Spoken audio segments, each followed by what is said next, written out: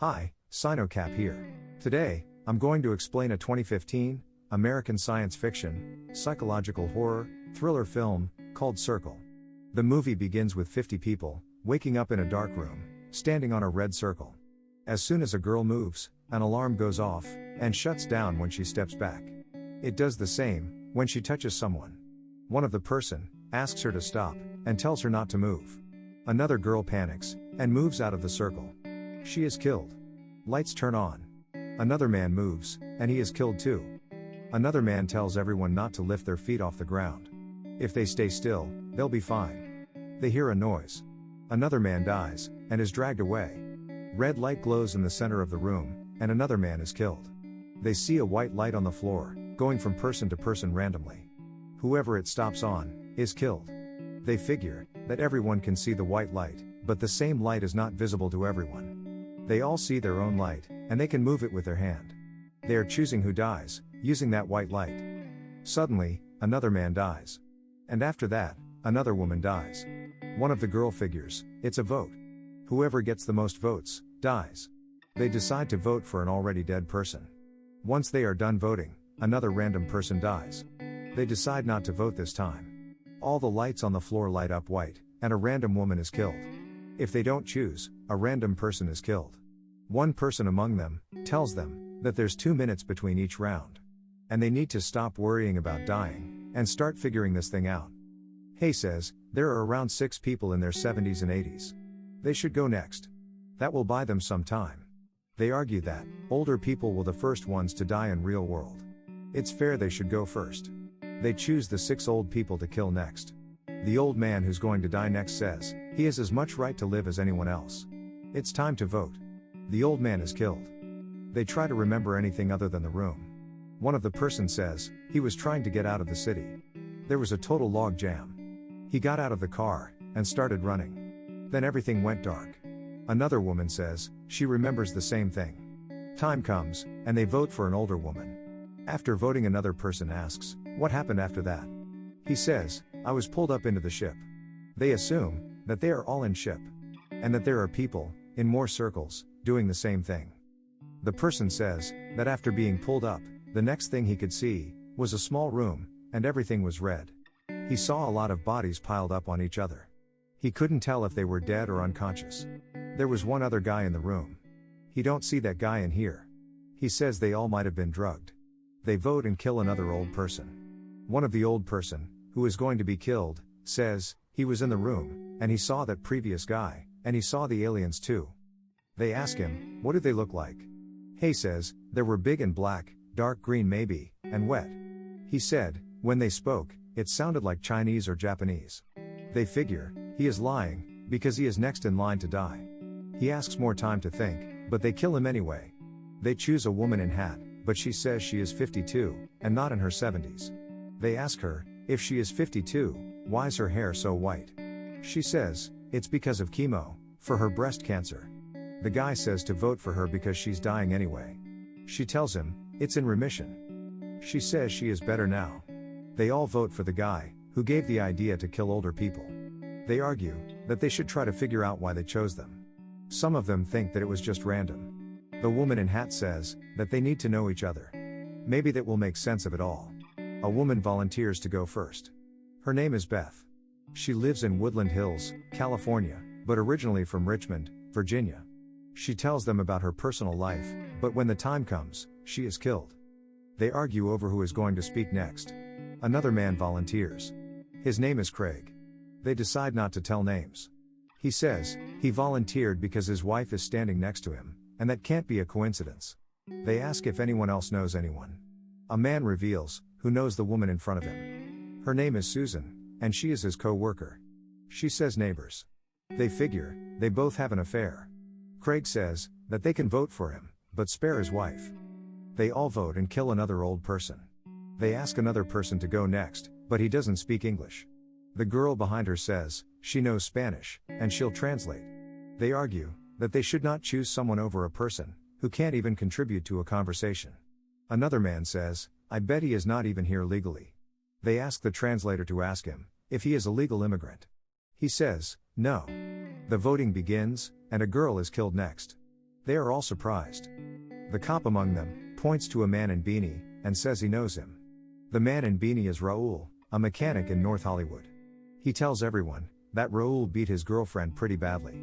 He says he remembers him because of the tattoo under his right eye. Raul says that tattoo is for his cousin, who was shot by a cop. The cop says, yeah, it's his fault that they are criminals. Raul says his cousin was 16. The cop says, one less criminal on the street. The cop yells at Raul to tell everyone the truth. Raul says his girlfriend got what she deserves. He says she shouldn't have cheated on him. Voting begins, and they all vote for Raul. Raul dies. One of the women says, maybe they need to figure out who's good and who's bad. They say, the world doesn't work like that.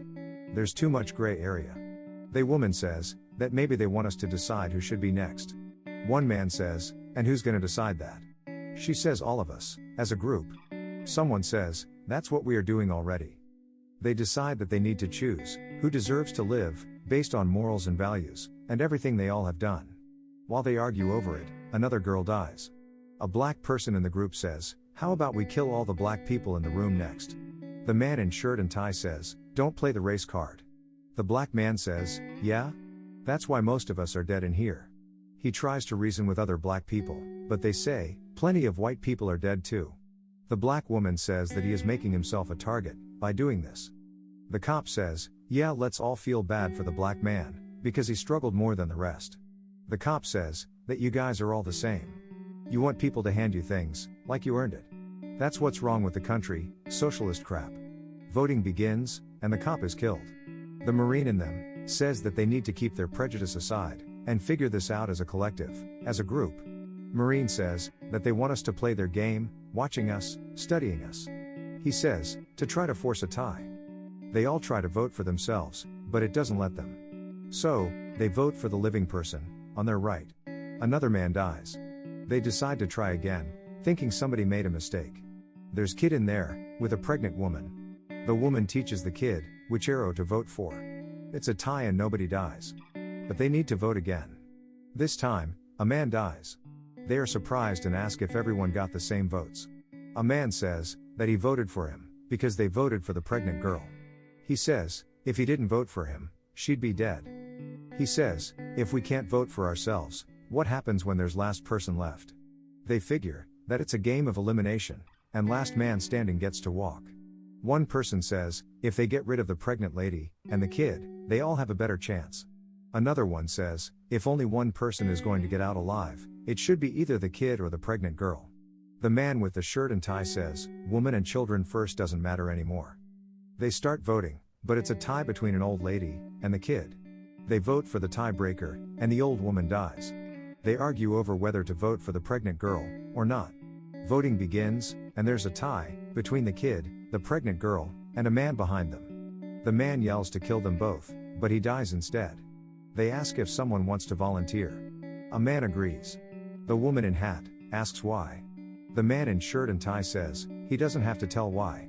Woman says she wants to know. So he answers he doesn't want to kill anyone. They ask him how old he is. He says 16. They argue over it. They don't want him to do it, but the man in shirt and tie says he is old enough to make his decisions. They ask his name. He says Sean. Another man volunteers in place of him. The man steps out of the circle and dies. One of them gives the idea that everyone should step forward except the kid. The man in shirt and tie asks Sean if he still wants to volunteer. Sean says yes. He steps off the circle and dies. They all start looking at the Marine, implying they chose him next. He goes on a rant, but then some of them tell him that they are not voting for him. They ask if anyone wants to volunteer. A woman agrees.